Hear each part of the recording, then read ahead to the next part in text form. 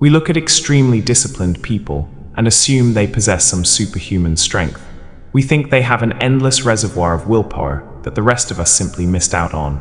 But psychology tells us a completely different story. The most disciplined people don't actually have more willpower than you.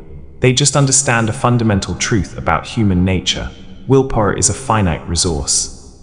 If you rely on it to get you through the day, you will eventually fail. The secret to extreme discipline isn't about fighting harder, it's about thinking differently.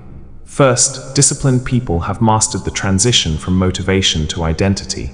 Average performers rely on how they feel. They wait for a burst of inspiration, a wave of energy, or the perfect moment to take action. But feelings are fickle. If you only work when you feel like it, you will never build anything of lasting value.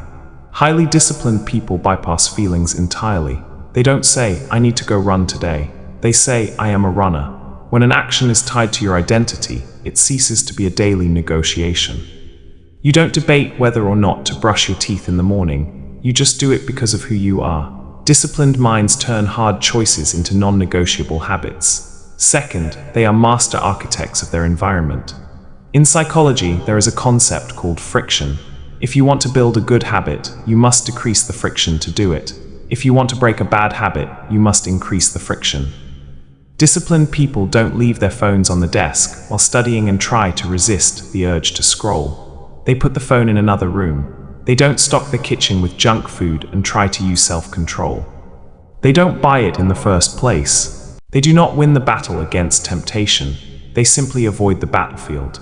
By designing an environment where doing the right thing is the path of least resistance, they protect their mental energy for what truly matters. Ultimately, extreme discipline is not a punishment.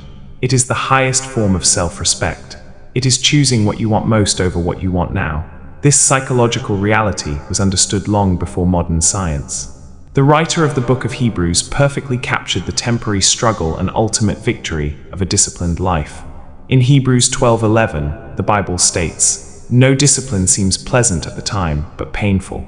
Later on, however, it produces a harvest of righteousness and peace for those who have been trained by it." It is okay if the work feels heavy today. It is supposed to, but remember, the pain of discipline is temporary, while the pain of regret is permanent. Stop waiting for motivation. Build the identity, control your environment, and trust the harvest that is coming.